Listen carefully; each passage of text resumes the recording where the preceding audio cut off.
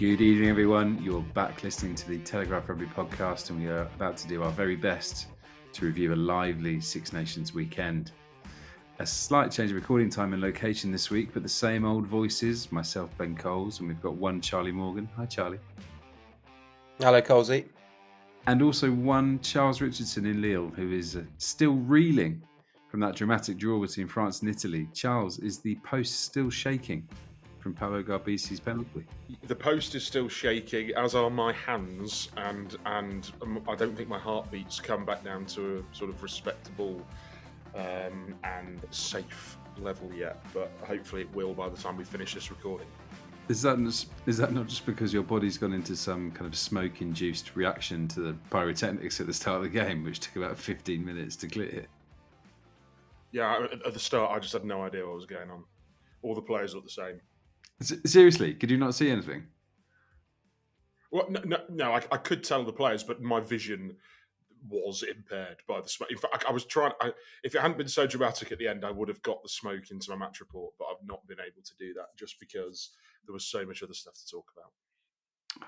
In the end, just a minor detail. So, Charles, you're in France. Charlie, where were you? I was in Edinburgh, back on the red eye this morning, Sunday morning, but arrived Friday morning. Yeah, nice day there. Straight to the captain's runs from the airport, and then obviously a game on Saturday after a morning in and around the city. Yeah, lovely. Another lovely weekend. Can't complain. Loved your documentation of the Murrayfield Stadium and a crushed Tennent's can on the road outside it. That was nice. Yeah, a little bit of colour. That was so the snap of Murrayfield was from the tram station, and then the Tennant was actually on the concourse. So I don't know how it got there on the Friday morning, but yeah, it's very much just a different spin on the calm before the storm tweets that you're legally obliged to send. Captain's run just hits differently up there, I guess, and that's how people get through it. I was in Dublin, where saw Ireland be kind of pretty comfortable and squeezed in the game of GAA at Croke Park as well in the evening. So that was very enjoyable. Tell me about that. Atmosphere. Great. Yeah. I mean, yeah, brilliant. So Dublin against Kerry. So two big hitters. Actually saw a hat-trick, which I was with some people who go quite often, and they said that is incredibly rare to see one player score a hat-trick of actual goals. Conor Callaghan had a great game. Didn't make the Telegraph Team of the Week for reasons I hope you understand. But yeah, no, it was great atmosphere. Did leap out of my skin when two fireworks were let off from behind the stand that I was in during the first half. That was unexpected. But yeah, quite good to squeeze in two games in one day. Charlie, I understand you're a big Mayo fan, so I appreciate Dublin winning. Yeah. Offend you.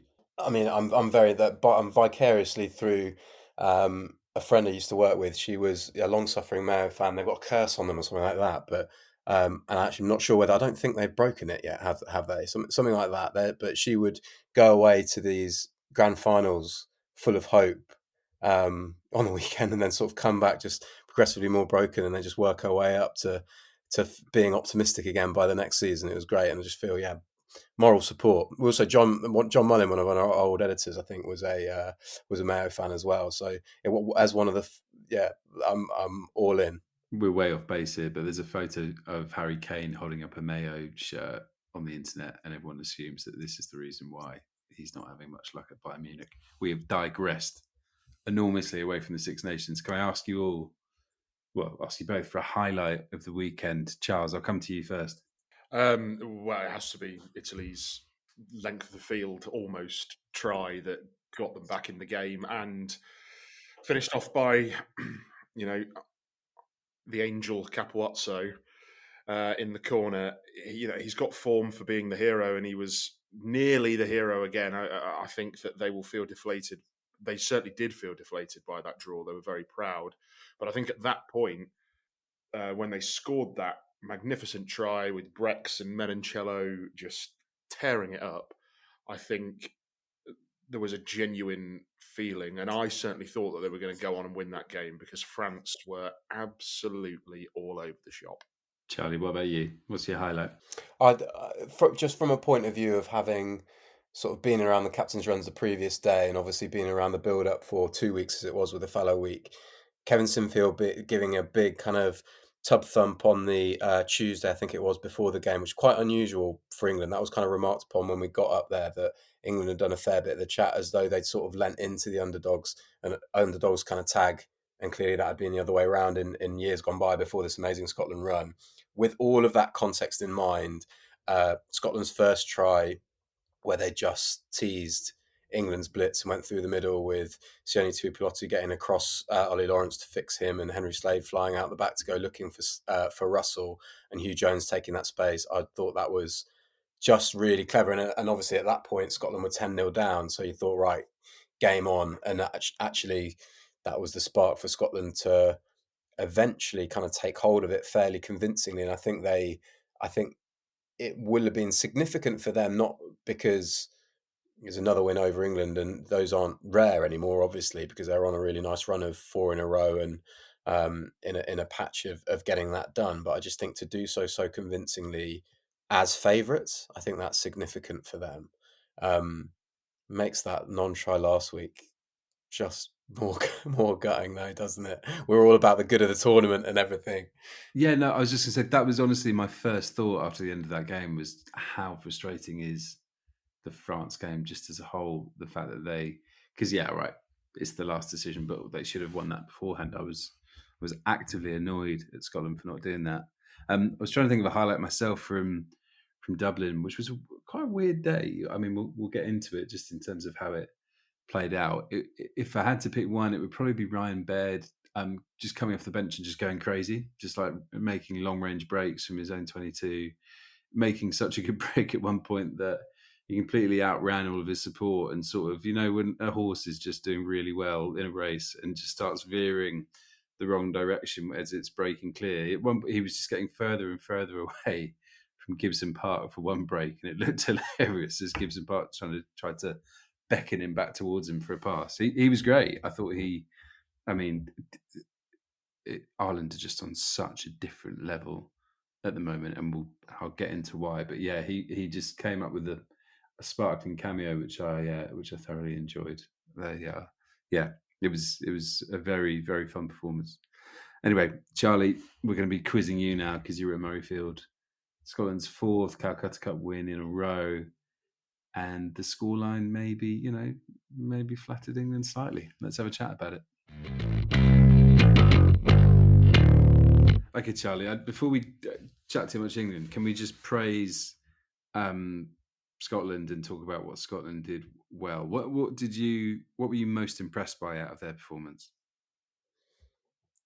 I think given what we know about their backline, it wasn't necessarily surprising that they worked that first try for Van der Merwe, and then the second two for him also were sort of more just seeing space, playing to space really quickly off transition, off one of a million turnovers that England coughed up in the first instance for try number 2, and then secondly off that Cameron Redpath break, Finn Russell, just an absolute tormentor of England seeing space. I actually think the balance of their back five impressed me the most. Grant Gilchrist, Scott Cummins, really good, really dovetailed really nicely in different ways, 2 different locks. Grant Gilchrist was a real hefty nuisance around the breakdown, a lot of counter-wrecking, really cleverly timed as well. So really shunting into those masses of bodies just as maybe Danny Care was going to pass or kick, making life really tough for Danny Care and really slowing down. And it was really interesting. I've written it in a piece, a kind of wrap on Scotland's performance. Steve Tandy and Maro Itoje had a bit of a hug and a chat at the end of the game. And I remember Maro Itoje, and it being slightly surprising, here Maro Itoje says Steve Tandy, working with him on 2021 Lions was awesome. I learned so much. He's such a sort of visionary about coaching defence. And it at times, I know they conceded 21 points, but I think the defence and the intelligence and the decision making around that was really impressive in that back row, and maybe above all Jack Dempsey. That's what kind of really caught me. Yeah, Dempsey was outstanding, wasn't he? I mean, Charles, we can't not talk about Duhan and his hat trick, the first hat trick in the Championship for Scotland against England. Where does he sort of sit in the pecking order of Test wings for you at the moment? At the minute, he's very, very high.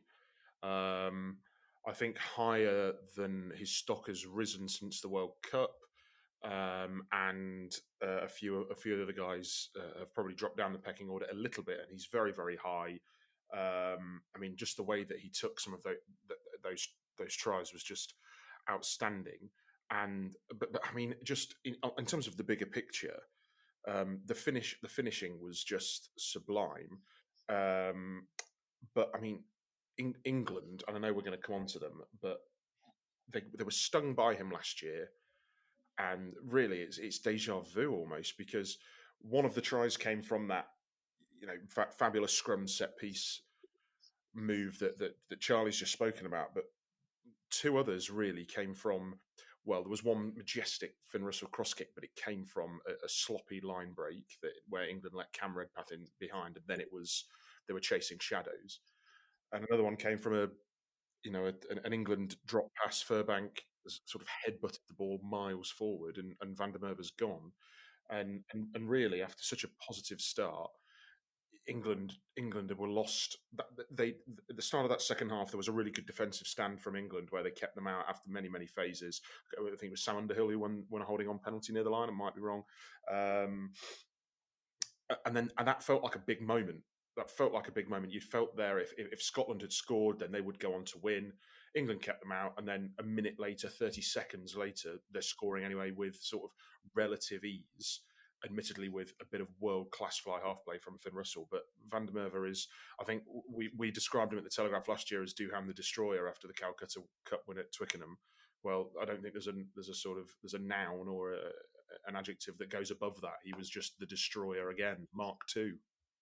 Are we officially calling that George Furbank era a Falcon? Because that would excite me a lot if that's the case. Is that the official verdict? Yeah, I think so. It went miles, didn't it? It was real. But there was that second 20 minutes afterwards was the one that the players were going, yeah, geez, don't really know what happened, the England players. But there was some that were just even more basic than that, like sort of first phase, trying to work just basic inside balls and just them going down. And actually, it had been the weirdest thing is it had been coming against Wales. So you're like, what are they? They would have looked at the Wales game and gone, our handling on a nice day at Twickenham, fairly dry conditions, was poor. Let's get better at that. Was really nice conditions at Murrayfield. I have to say, Scotland played their part at that start as well. They had a bit of they were a bit fumbly. Carl Steyn came in and pick and go around the edge, dropped it. Joann van der Merwe's first touch was actually, he got stripped by George Ford, I think. So things got a bit better for him. But no, it was just alarmingly poor. The mistake in the lead up to Van der Merwe's second was really interesting, because that was just it sounds like an excuse when you're talking about backline changes. Cohesion goes, and therefore it's more difficult. If you watch Slade and Furbank occupy the same space, they both come round in that sort of pocket behind Ford, getting each other's way. That's why Furbank's unsighted and why it hits him in the bonds.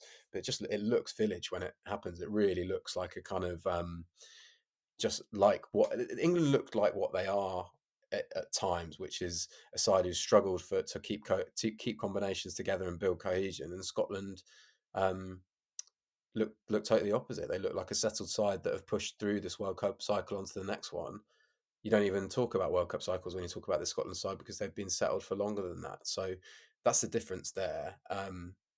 It was fairly jarring.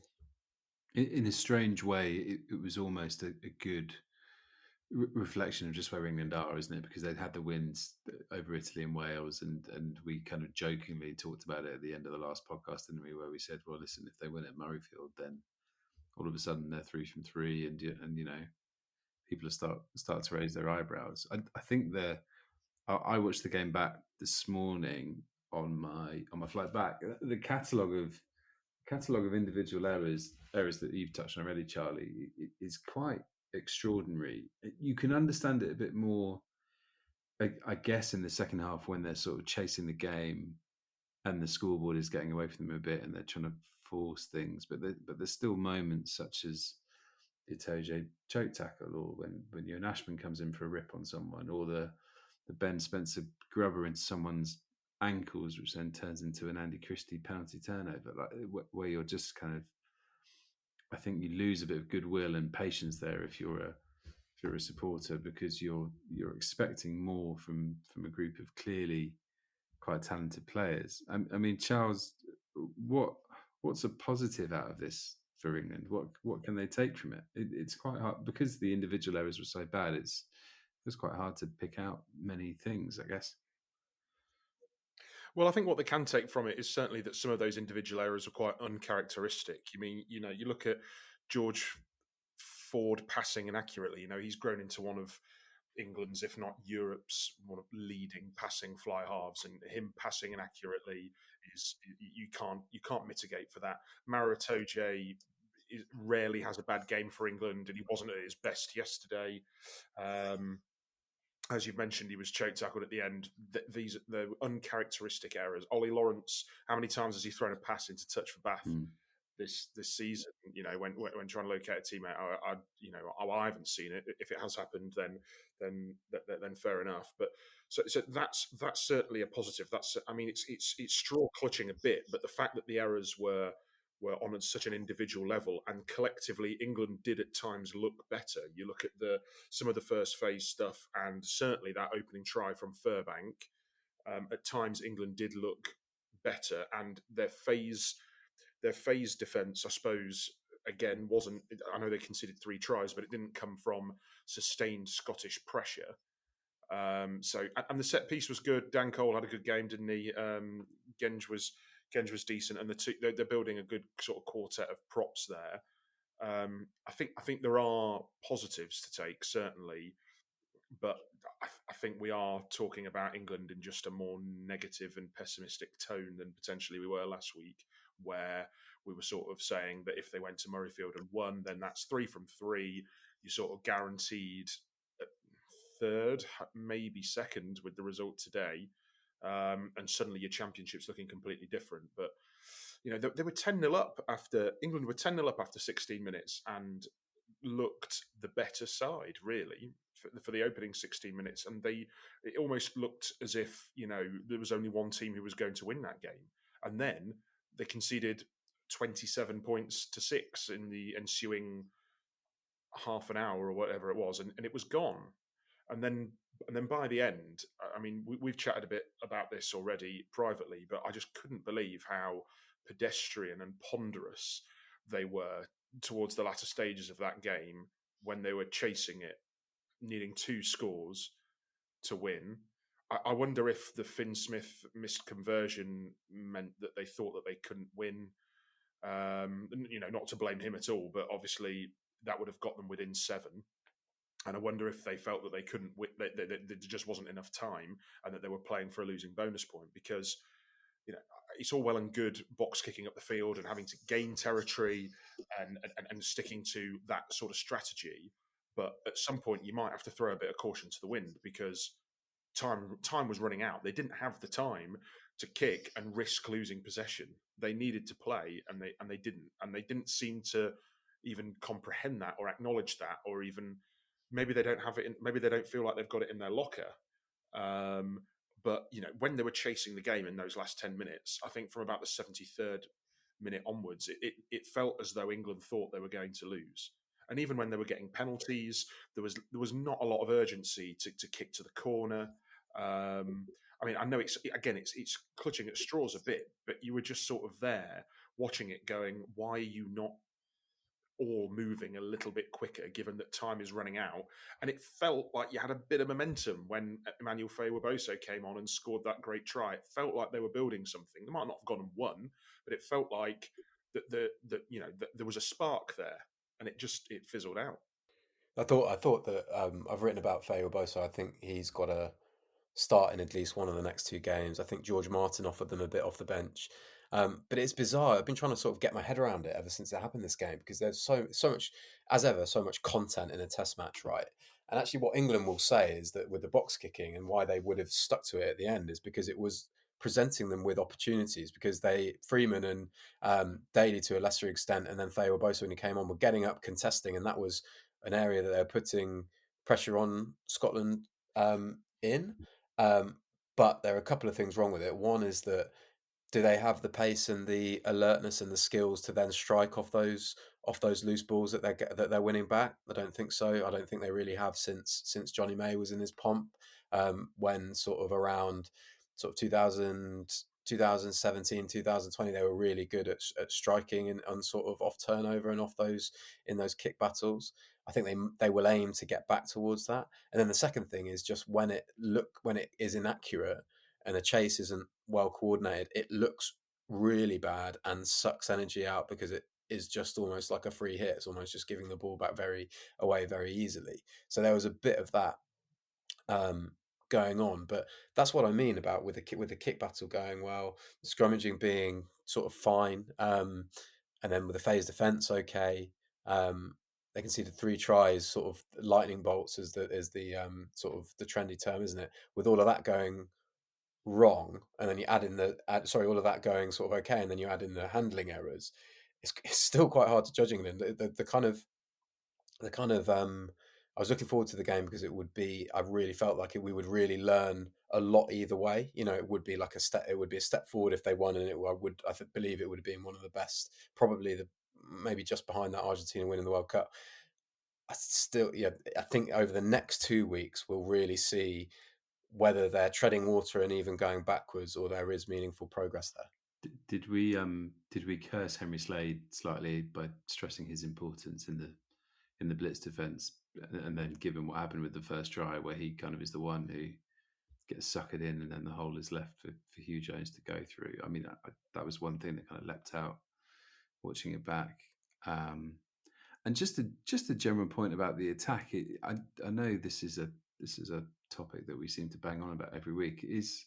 I do genuinely believe that not a lot of attention must be being put on it, and that everything must be going on the defence and other areas at the moment, because with a longer picture, just because it's so blindingly obvious what they're doing with each attack. The apart from the first phase try for Furbank, which was packed with lots of lovely bits of deception, which I've seen many people say is probably England's best try for, I don't know. I think I saw a few people saying going back to the 2019 semi-final against New Zealand. I don't necessarily disagree. It was very well executed. Everything else is just very straightforward. Like if they're passing one out to a forward, there's no kind of deception behind. There's no kind of dummy runners. There's no kind of mixing and matching like you would get when you watch Ireland. He might as well be attached to the stadium tannoy saying, "I'm getting the ball and I'm going to run it straight ahead into contact." Like I can see why people are getting a bit frustrated with that. Is that fair, Charlie? Or am I being a bit overly critical? No, I think it certainly feels like I would be as strong as say that it feels like the attack's an afterthought at the minute, and it feels like, and with why Martin and Feyi-Waboso stood out was because of the intensity they brought in the carrier that had been so kind of patently missing. And I know Martin had that mistake from a restart, which was so sloppy from England not to be ready for a quick restart. I think it happened twice. It's just that's just where Finn Russell has sort of been toying with them over the years. Just that he just seems to be one step ahead, but it's kind of inexcusable that he is that one step ahead, because England should be far more tuned in collectively. But it was almost like Scotland were a little bit surprised by the intensity that Feyi-Waboso brought as well, because for that try, it's not hugely, it's not intricate at all really, but it shows that he's worked all the way across from the opposite wing and has cut a really nice angle, and he barely got touched by Redpath on the way through. Feyi-Waboso was kind of a bright spark for another quite nice set piece strike, but then that fizzled out. But again, it was quite funny afterwards. It's a little bit of a loaded question. Gregor Townsend got asked about England's attack. How do you think they're sort of progressing? And he was very complimentary. Gregor Townsend said, no, they attacked well today. But I think he could say that safe in the knowledge that his defence was well on top for large periods after that first 15 minutes.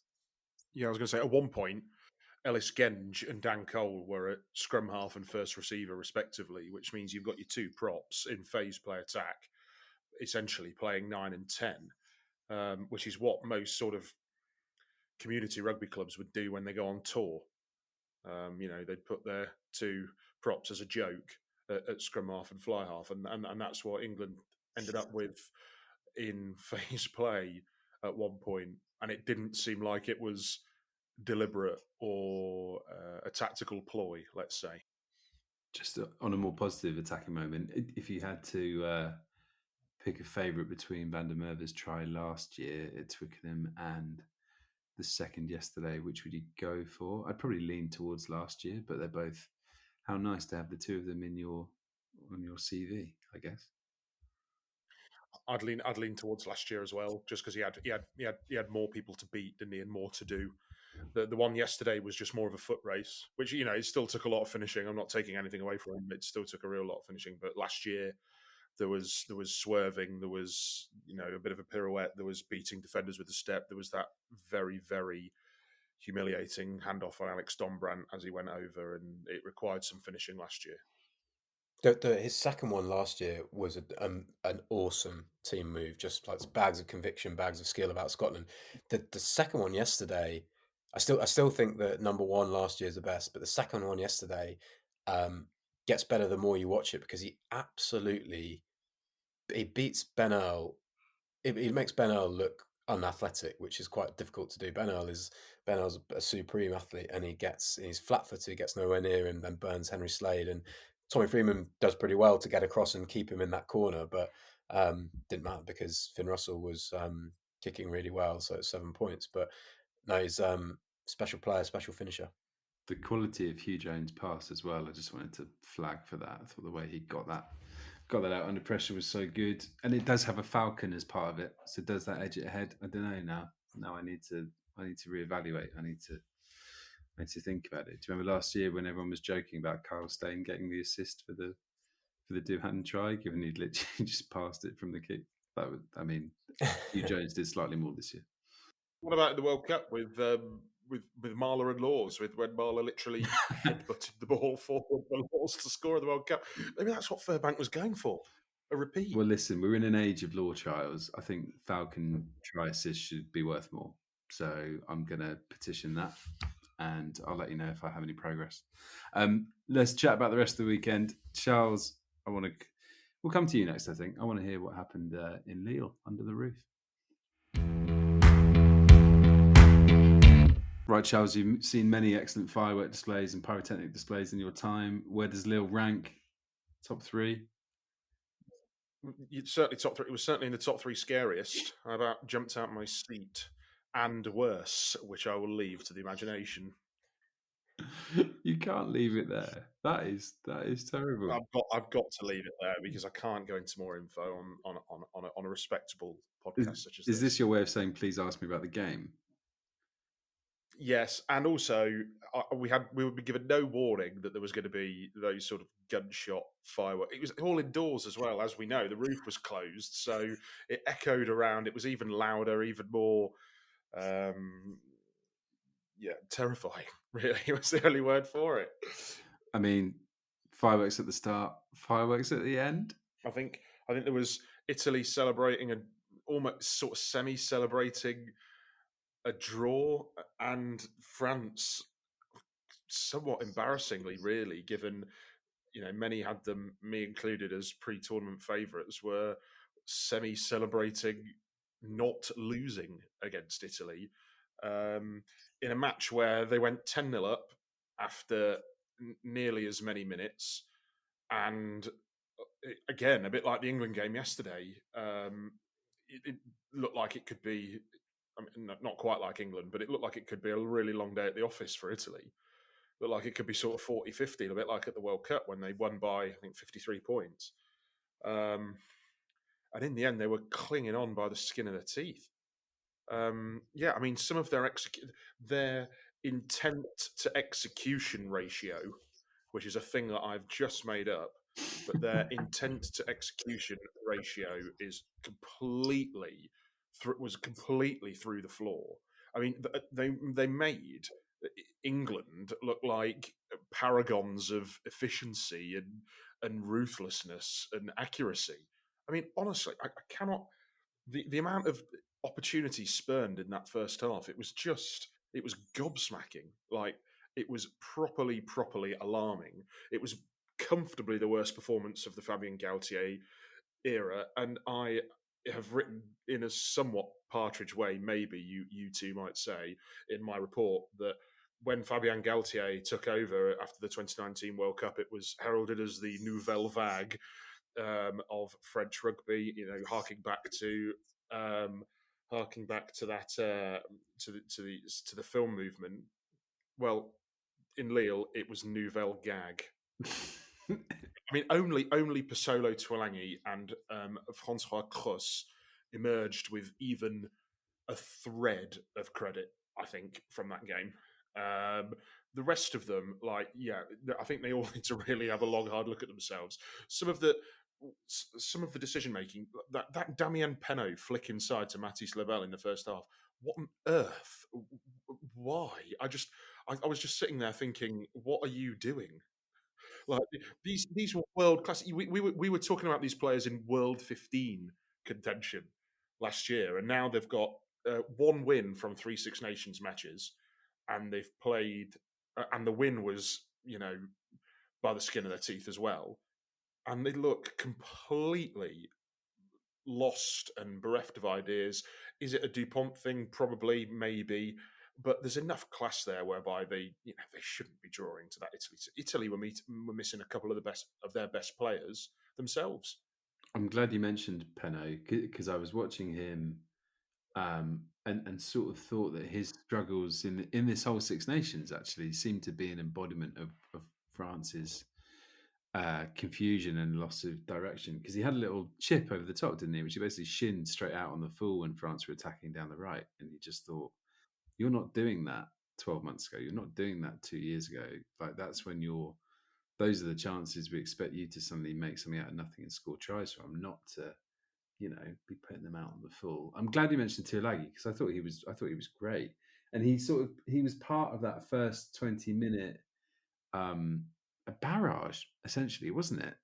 In Italy's 22, where they looked actually, maybe it was because the roof was shut and the noise sounded quite impressive on TV. They just looked like a side who Francis is, who were just playing angry. Like, I thought there was so much aggression and so much like full throttle carries into contacts. Was it Woki maybe had that like mad dive to score by the post where he didn't quite get there about 3 or 4 minutes in? Like, they were playing hot, and I kind of thought, I'll be honest, I thought they were going to win by at least 30 points. But then they were much more direct, much more route one, and it was paying off. Yeah, and then they just kind of, they looked a little bit, England-like. It sounds like we're really just bagging England's attack, but like they did look a little bit England-like in terms of they were in the position, and it didn't look like they really knew what to do in terms of how to finish off chances. Let's. I mean, I think it was all summed up by Galtier, Fabien Galtier. I mean, I didn't get a chance to ask him this afterwards because he didn't want to hang around for very long in the press conference afterwards. But I wonder if Charles Olivon, his captain, was not injured, then that has to be one of the most insane tactical substitutions replacements in probably the history of French rugby. To take off your captain, your open side, at 65 minutes with a score in the game to bring on a debutant. Like, we were sitting there in the press box just going, what on earth is going on here? This is a replacement that you make when you're 20 points clear, when the game is done, and you still arguably don't take your captain off to do it. And Olivon ran off, though. He ran off unaided. So there has been a suggestion that he wasn't injured, which is just, I mean, that sums it all up. I mean, it just seemed like the complete meltdown plot loss today. Is Jalibert tournament over? What was his prognosis? Honestly, they were in and out so quickly, Galtier, and all the questions were sort of about, is this a crisis for France? That he wasn't even asked. He wasn't even asked about Gilbert. Yeah, I think it's he really didn't say much afterwards. Galtier, he just said he's not angry, but all of the questions from the French media who had assembled were quite venomous. It was Jalabert. Just saw something. Saw genou gauche somewhere, so left knee. I mean, it didn't look very fancy, did it? The Dante red card, Charles. I don't think there's any argument there, is there? And Nope. And a bit of a disappointment as well, because this isn't the first time we've had chats about France and red cards for tackles. And yeah, what do you think? Yeah, it's their second in 3 games. It was an absolute stonewall red when it happened. I think I wrote in a submission to our blog, and saying that it's going to be upgraded. Like, there was just no question. There was no mitigation. It was, and at that point, Italy went into the halftime break, trailing only by 7 points because they'd kicked that long range penalty from the Dante penalty. And after France had 77% possession in the first half and were leading by 7 points at the break, and they dominated territory as well. I don't have the exact percentage, but they dominated territory. And then it all came down to really a Garbisi kick at the end, which was the other big talking point of the press conference afterwards, because obviously the ball fell off the tee. He hit the post, but he was rushed by Christophe Ridley, the English referee, who was on his first Six Nations game. When the ball fell off the tee, everyone was a bit confused. The French players encroached the 10 metres because they thought that they could charge down. They couldn't. They sort of semi-retreated, and they'd stopped advancing towards Garbisi, but the shot clock was ticking. It was running down. Garbisi then had to rush his penalty attempt, and those French players were still within the 10. I mean, he hit the post, so it was a pretty good effort anyway, and there's nothing to say that he would have got it had it been retaken. But I think certainly Italy feel like the kick maybe should have been retaken. What I would say is that I thought that Christophe was awesome. Really, really refereed really, really well. Even if, there are obviously question marks about that last minute penalty, that long range penalty, but I thought he had the refereeing performance of the weekend. Well, Charles, we have a flaming hot tape from the post match with you chatting to Italy's defence coach Marius Goosen about that. So let's hear about that now. Massively proud, obviously, for the effort that the boys put out there against a quality side. But when you come so close, then you want the grand prize at the end of the day. Unfortunately, we couldn't pull it through at the end, but me as a defence coach and the whole coaching staff massively proud with the boys, the way they went about it. I was going to say, you must be very, very proud of the first half defensive effort with all the possession and territory that France had to restrict them to 10 points and to go into the break just 7 points behind. Yeah, no, definitely. They obviously had us under the pump straight away in the game. We gave away the try quickly, and then from there on we just hung in there. And we knew if we could stay in the game, especially with the last 20 minutes, we will have a good chance, because I think we are a team that work really hard around the park, and we felt we can outwork them, and it showed at the end, basically.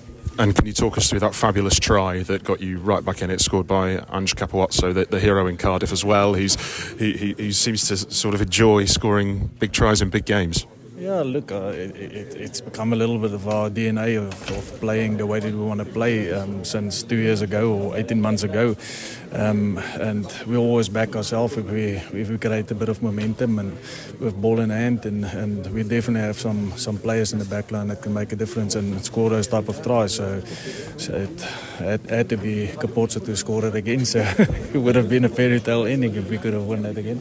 And that final penalty, what was going through your mind? Any qualms over France not being back 10 metres, or do you think that it was a fair enough attempt with the shot clock going down and him and Paolo Garbisi hitting the post? Yeah, obviously, I mean, it's always easy in hindsight to look at things. If you look back at it now, then definitely the kick should have been given again. But I mean, we all know in that situation, pressure cooker, especially with the ref as well, it's not that easy to make the right call always. That's why I say always it's easy in hindsight it should have been given again. But I mean, there's no complaints at the end of the day. I want to chat more about Italy and just kind of positives here. Charles, you had a lovely interview last week with Vincent. I hope I've said that right. and made sure all the T's are present and correct, who was making his first start at number 8 and was great, wasn't he? I mean, you've got Vincent, you've got Menoncello, you've got Brex isn't young, but he's been around for a while, but he was awesome. I thought Nicotero was great at hooker. Lamoureux, obviously. Like, this was such a nice improvement from what we saw in Dublin, I guess. And it was always going to be, wasn't it? What did you like most about Italy? I love there was nothing new that we saw today in terms of the fluidity and the purposeness of their attack. It's just so purposeful, and Brex is just such a classy player when they have him there in terms of running that wraparound with Garbisi and that blind pass off his shoulder to Garbisi wrapping around quite late. It unlocked France several times. And Menoncello arrived on the scene a wing. They moved him to 12, didn't they? Maybe he might end up going back to the wing, because if they're going to bring him off his wing as much as they did today, then you might as well have him out there, because he's such a threat and he's so strong. I mean, to think you've got Canone, the number 8, to bring back into that team. You've got Seb Negri to bring back into that team. And yeah, you're right. Vincent had a match for the ages. I wrote his first test start at number 8. He was better than Francois Cross, and and Cross was one of France's best. Charlie, any thoughts from you on the game? Anything you saw? I loved how mad it got at the end, and there was not when France were pushing. I think it was 13-all. France were pushing and knocked it on, and Italy just went a couple of phases, and then Garbisi cleared, and it just bounced just before the touchline. I thought those 2 phases that they went to look, and I know they're playing against 14 men, but I just love that. That's maybe the kind of mix of what Crowley kind of brought in, that real kind of that real conviction about attack and attacking in transition, and then they've had a look, but then go to the boot, and that's just really encouraging. And as Charles says, to do it without Canone, without Negri in that back row, real kind of big carriers, big focal carriers for them. Really, really impressive. What did strike me was the penalty that France gave up. Just reminded me of that Netflix quote from Sean Edwards in Franglish, when he's saying, "Yeah, when it's in our half, kick the ball." But that was funny as well, because it was like France are in a vice. Yeah, but it was like we're drawing with Italy. That can't happen. So we better run our way out of here. And was it Giuliani that got the turnover? Oh, he's awesome at that. So yeah, thoroughly enjoyed it. It's kind of, I think it maybe was a kind of result that the tournament needed a bit, and hopefully we're just banging for a bit of another surprise, aren't we? Definitely. Have you seen anyone panic as much as Yoann Maestri when that ball hit the post? I mean, what on earth was he doing? Because if they wanted to take the draw, then just kick it out. And if you want to try and go the length and win, don't run towards the touchline. So it was just completely panic, just sprinted off towards the touchline. I thought he was going to carry on and go down the tunnel. He's had a lively tournament. Just before we move on to Ireland Wales, Charles, you might not have seen this, but ITV had probably the best TV moment of the tournament so far, where they showed what their pundits were doing during the final kick, and then you basically had Sergio Parise embracing Benjamin Kayser in what looked like quite a warm, affectionate hug, and just their faces as the last kick unfolded was made for great TV. Ireland Wales, just to finish off this section before we do some questions. One of you play interviewer and pepper me with questions about what happened in Dublin. What happened in Dublin? Wow. I mean, I probably don't need to worry about my role then. What happened in Dublin is that Ireland have played 3 games, have a points difference of plus 81 and a maximum 15 out of 15 points. No, I think the first half was actually really interesting, because Wales, and I know this might sound a bit ridiculous if you see the scoreline and didn't see the game, Wales did actually defend really well. And part of the reason for this was that they just didn't put any bodies in the ruck. And so what that meant was that as much as they could not do that. They just wanted to fan the defence out. And so that meant that when Ireland sort of went into the bag of tricks and they had decoy runners and different pods and were running those misdeception attacks, which we all enjoy watching so much and which is so effective, it meant that Wales kind of had the bodies to contain it. And actually, Ireland, for a lot of the first half, were just going sideline to sideline, looking for a hole, not really finding it.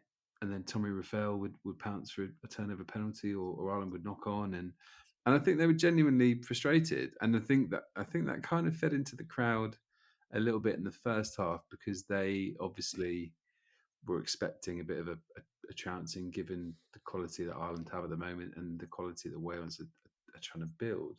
So that was really interesting. And Ireland did eventually crack that, because they just got more purchase out of their direct ball carriers, and Wales did have to commit more bodies to the ruck, and the space appeared. So that was quite interesting. And Wales can weirdly also feel positive about performances by Cam Winnett at fullback, who I think looks the real deal, which is great. But Rio Dyer was really sparky coming off his wing. Raphael, like I mentioned before, is comfortably the best player in this Wales side, and just magnificent again. But Wainwright was quite sparky with his ball carrying. Yeah, I mean, I saw a lot of grumbling from a Welsh perspective about Andrew Porter's kind of scrummaging angle. You can quibble about it. It's not going to change the outcome of the game. Like Ireland, we're going to find a way eventually to win this. Yeah, it was an odd one. And actually, the biggest roar from the crowd probably came when Wales got that penalty try, and it became 17-7. That seemed to wake the crowd up a bit, and that was the loudest the stadium kind of was all afternoon. And Ireland obviously went on to get the bonus point win. But yeah, funny game actually. What the sentiment is towards Wales's rebuild, given how explicitly kind of back to the drawing board it's been, not back to the drawing board, but you know what I mean? So a total kind of clean slate, as opposed to England who've tried to mix and match experience with these new faces and are hoping the experience helps them. Wales maybe haven't had that option because of the wholesale retirements. You mentioned Cam Winnett. Aaron Wainwright, I'd guess, would be one of the sort of more senior figures. But how do you feel public sentiment is towards it? Because I feel that the public sentiment towards England is almost less positive. Yeah, I think there's loads of it, but because I think Warren Gatland has been very upfront about the kind of scale of the job at hand. I mean, Crumbs, look at his comments last week about Welsh rugby kind of being a sinking ship and trying to plug the holes in it. I mean, he said sinking ship twice in the same press conference. Like, I think there's no illusions, just the task at hand, and I think because of that, because expectations are lower, because he's saying that, I think people are more forgiving. Now, expectations with England probably are never going to be that low, because everybody will point to the quality of resources and talent and all of those things and coaching staff. So I think that's probably a core difference. But I also think it means that people are probably more forgiving of Wales getting thumped 31-7 if they can see someone like Cam Winnett play really well at fullback. I mean, Cam Winnett's not played many professional games, let alone Test for Wales. So I think that's quite interesting.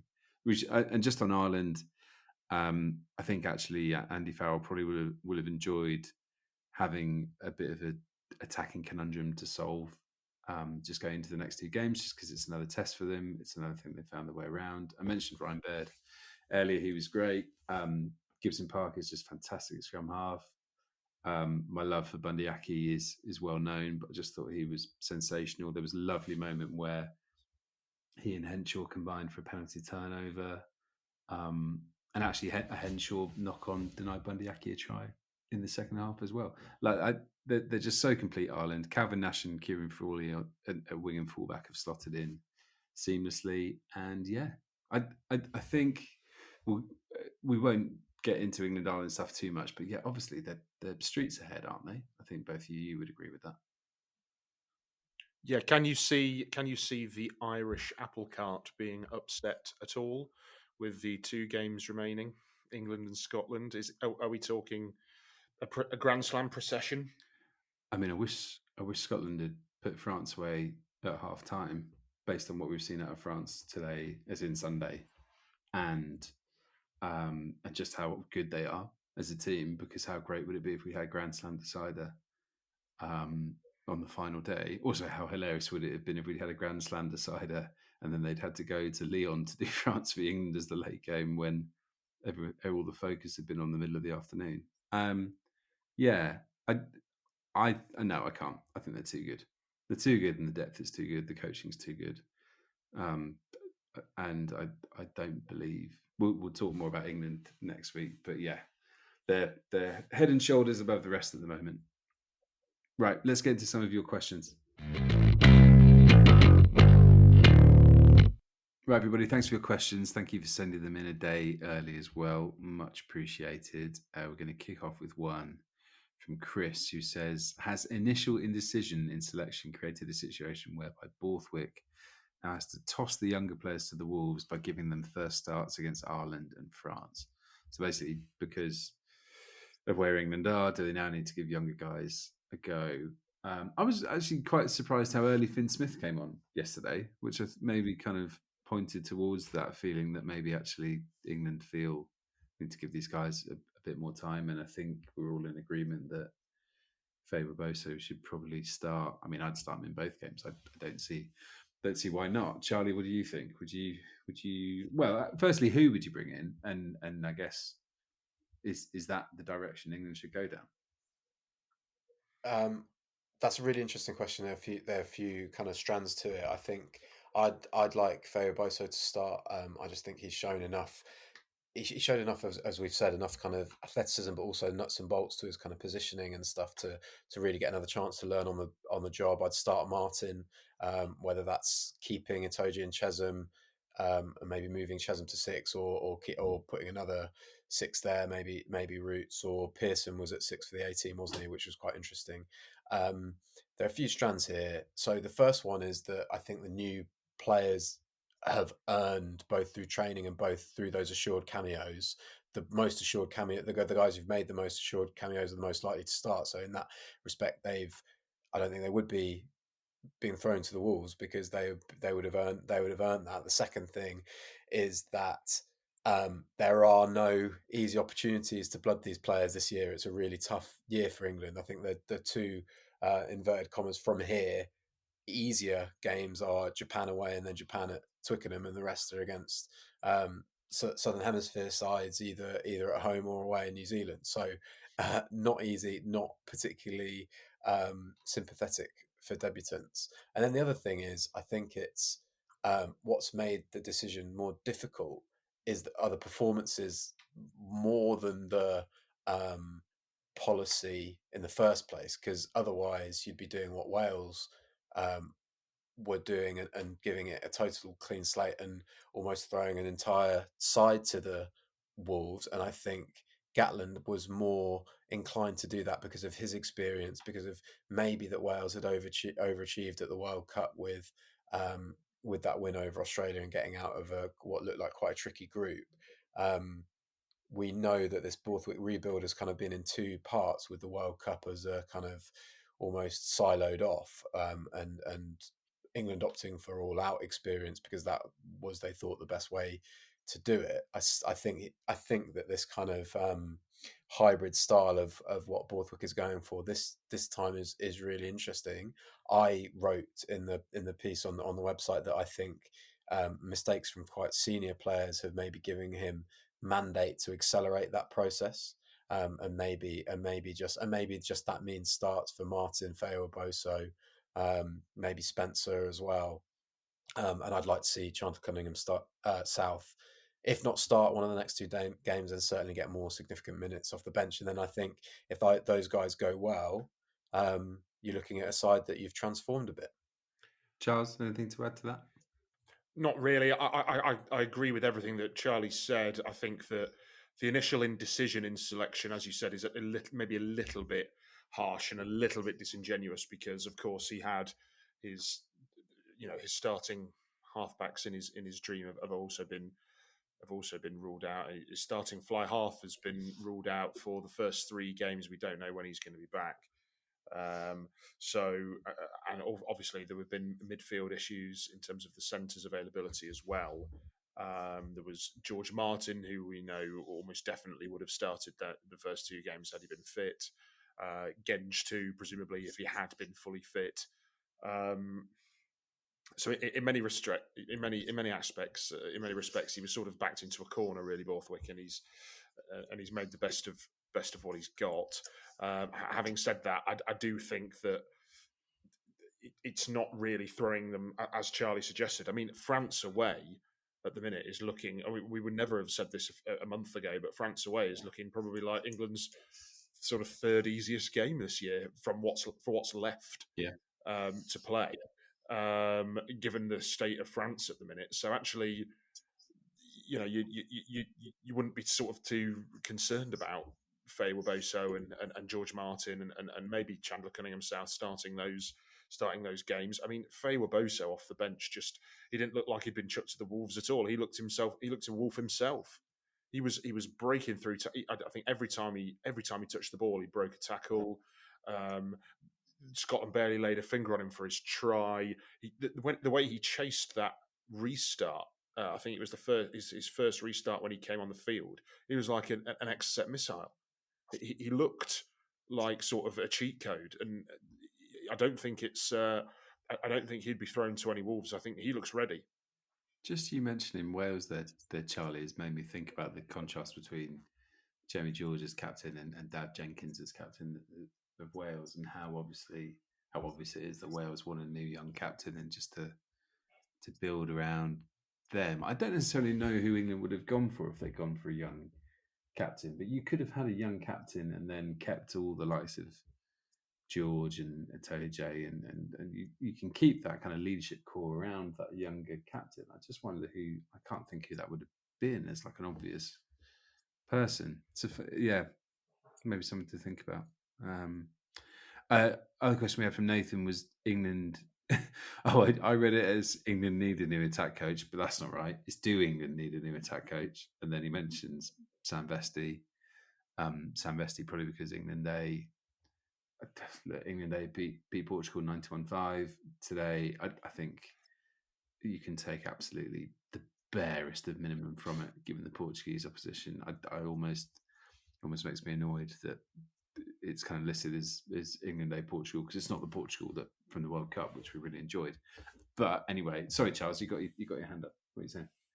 Can I just say that in that game today that I watched just before France-Italy, I saw one of the most rarest and most remarkable things I've seen on a rugby field in a long time.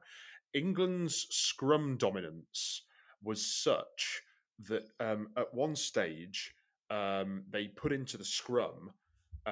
Portugal put into the scrum on their own 5 metre line, and England demolished the scrum with such ferocity that the ball flew out the back of the Portugal scrum, and the English front row had splintered and destroyed Portugal so much that Joe Hayes, the tight head prop, touched down the ball over the line, which I've never, ever seen before. That is scrum dominance to the point where your tight head prop is free to score. It was given as a penalty try in the end, but he was robbed. He was robbed. Poor Joe. Doesn't deserve that. But sorry, let's go back to the question. No, it's fine. It's fine. It was based on the theme of doing the need a new attack coach. Vesti's name was mentioned. Mike Catt's name was mentioned because he is leaving the Irish setup in the near future. Charlie, do they need a new attack coach, or is that just hasty? They haven't shown meaningful progress in that area, I don't think. Which is probably going to be tough, to hear for Richard Wigglesworth, but he's tight with Steve Borthwick. They will have a plan to roll this out over the next. They have, I guess, the signs of progress that they've shown are a willingness to kind of move the ball, spread it through the hands, play to width a little bit more as they did in Italy. But I guess convincing progress is a better way of putting it. I wouldn't say that that's been there, but then they've also had the combinations and the mix up. The mix ups, the inevitable with injuries and things like that. Mike Catt that's an intriguing. He was more, as we've said about this before. I think Andy Farrell is the guy who's responsible for the most impressive aspects of Ireland's attack, but what England could do with really, and what we thought they had a little bit with Andrew Strawbridge coming in, was a kind of focus on skills. That seemed to be kind of not great, glaringly missing glaringly missing at Murrayfield. So they'll be looking for improvements for sure. I think Wigglesworth deserves a little bit more time as well, doesn't he? Because he wasn't there during the Six Nations last year. I know we're getting a bit worn out record levels with us saying, pleading patience and saying that England deserve more time. But I think for him specifically, he only came in for the World Cup.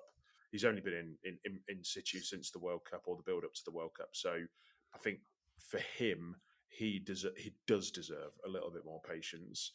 But the clock is ticking. In fact, I think it's fair to say. Yeah, I think that's fair.